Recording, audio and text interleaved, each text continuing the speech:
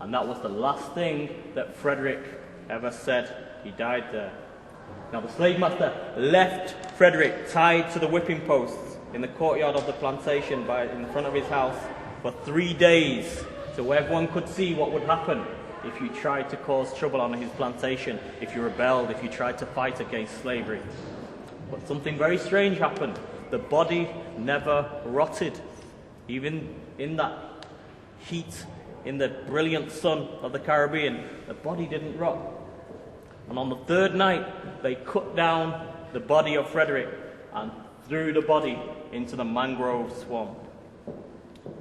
Now nobody knows quite how what happened next happened. But what happened was, the morning after they'd thrown Frederick into the mangrove swamp, one of the house servants went to the slave master's bedroom to wake him up, and they found him on his bed, dead, and the marks of a serious, severe whipping all across his back. Now all the slaves immediately said that it was Frederick who had come back. Frederick had returned back from the dead to punish the slave master for having whipped him and for what he'd done to everyone else. But no one quite knows what happened that night. All we know is the slave master ended up dead, and it looked like he had been whipped to death. So that is what the caretaker of that hotel told me. He said, and that's why, ever since then, anyone who stays in that room, the slave master's room, the former slave master's room,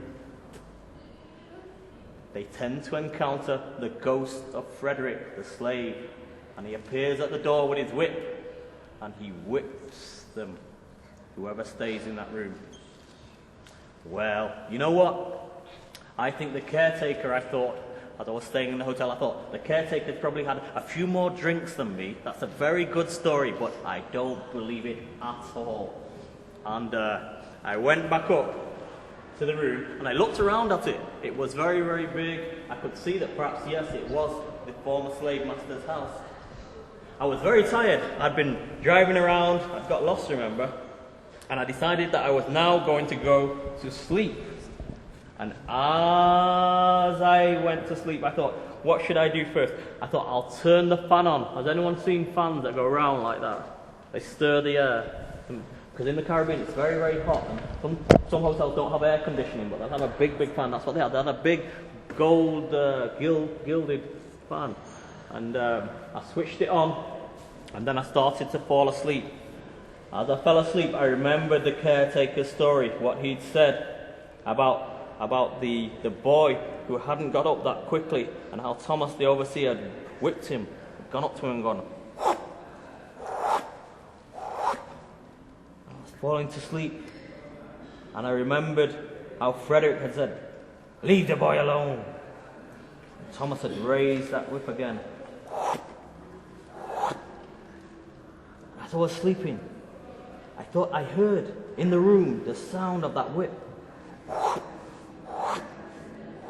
Woke up. But you know what it was? It was the fan going round, the gold fan. I thought, oh, that was a funny dream.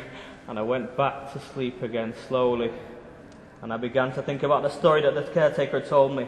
And this time, I remembered how Frederick had said, "Birds are free. Why can we not be free?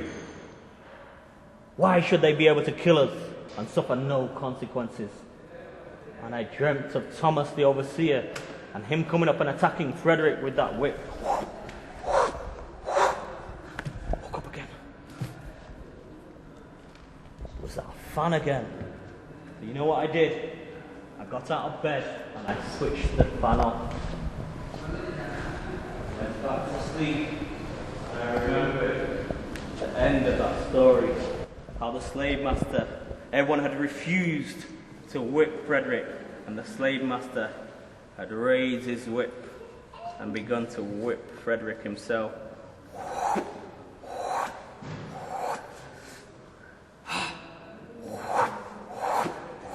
Oh, I woke up. It wasn't the fan this time.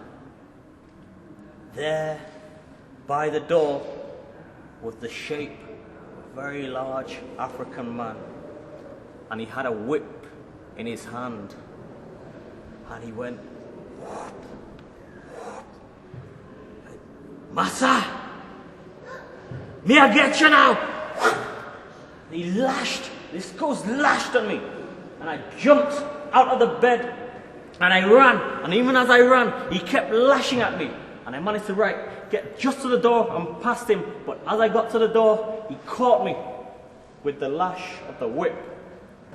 And even though it was a whole week ago that had happened, I still have the mark of that whip on my back. Do you want to see it?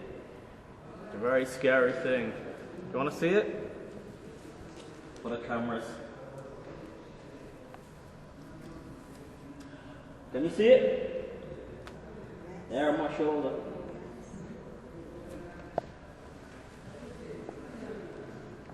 And the thing about that is, it hasn't healed yet. So you might think that that was just another ghost story, but you explain to me how come I've got that on my back. Did you like that story? One answer, yes, very good. You may clap then.